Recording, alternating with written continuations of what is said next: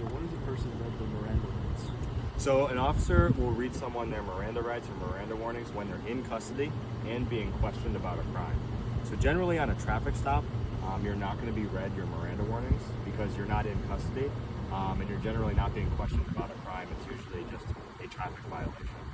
But if you were to get arrested, meaning I put you in handcuffs and brought you back to the police department, and then I began questioning you about a crime, at that point I'd need to read you your rights. Also, if I arrested you at the scene, so let's say you got pulled over because you were a suspect in a crime, and then I went and I arrested you, believing you were the suspect, and I wanted to ask you some more questions. Again, I need to read you your Miranda warnings at that point because you're not free to leave, so you're in custody for the purposes of the stop, and you're being questioned. I have a few additional questions for you, officer. So if someone's in an emergency situation and they're on their way to the hospital, what should they do? So if you're on, certainly we understand the serious nature of emergencies. I would say that if you're on your way to the hospital in just your normal car and you do get pulled over, definitely stop and just explain to the officer the situation that's going on. I'm very sure that they'll be understanding of that, and they'll likely try to get you out of there as soon as possible, and maybe even escort you to the hospital if needed, or call an ambulance if that's required. Officer, when are you allowed to search someone's car? So an officer is allowed to search someone's car if they have probable cause of a crime. So if I have basically evidence that there's something illegal in your car, whether it be drugs or weapons or something else, or evidence of a crime, then I can go ahead and search your entire car, including the trunk, if I believe that or I have evidence. Otherwise, if you give an officer consent to search your car, like they ask you and you allow them to, then again, the officer can search your car. But absent of those things, an officer generally will not be able to just go and search your car for no reason.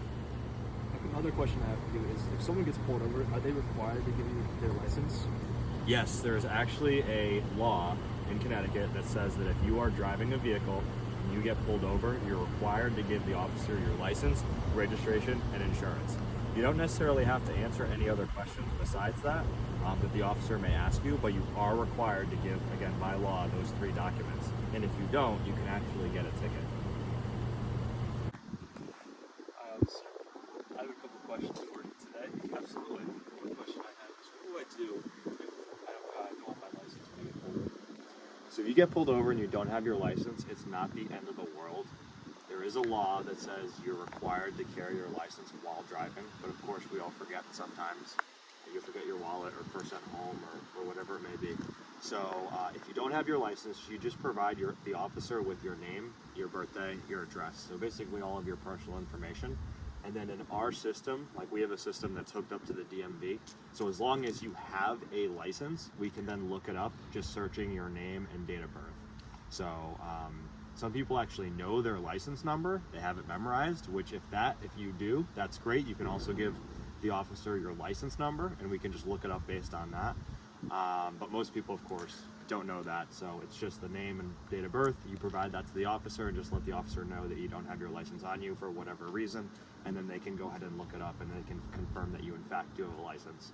And likely what happens when I pull someone over in that situation is I'll just remind them that, hey, when you're driving in the future, just make sure you have your license on you.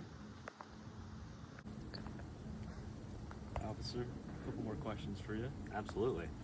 So one question I have is, if I get pulled over, should I have my license ready for you? License and registration, or should I wait beforehand until you instruct me to get that out? Yeah, so it's always a good idea, I think, to have it ready if you can. I mean, sometimes people's licenses are like in their purse, which is in the back seat, or I've had people have their purse in the trunk.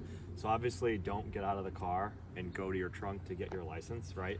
If you have it handy, I don't think there's any issue with you having it ready. If you have to reach in the glove box, I mean, if you want to be super safe and cautious, you can just wait until, keep your hands on the wheel. The officer will approach. They'll usually introduce themselves, tell you the reason that you were stopped, and then they'll direct you to get those 3 things. So and then at that time you can go and you can open your glove box and get your registration and insurance, and then get your license out of your wallet or wherever it may be. So I think just to be on the safe side, just wait till the officer tells you to get those things before going and retrieving them.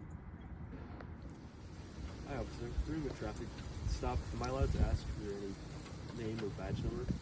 Yeah, absolutely. So, especially if you're looking to file a complaint against the officer, you're going to need to know their information in order to do that. So, by law, we have to have our names prominently displayed on our uniforms. So, the officer always should have a name tag or embroidered into their uniform, their last name and sometimes their badge number. But you can always ask that too, and the officer should verbally tell you, "Hi, yep, my name's Officer Gingras, badge number 25," for example. So yeah, you can definitely ask that question, and they should give you a response to that.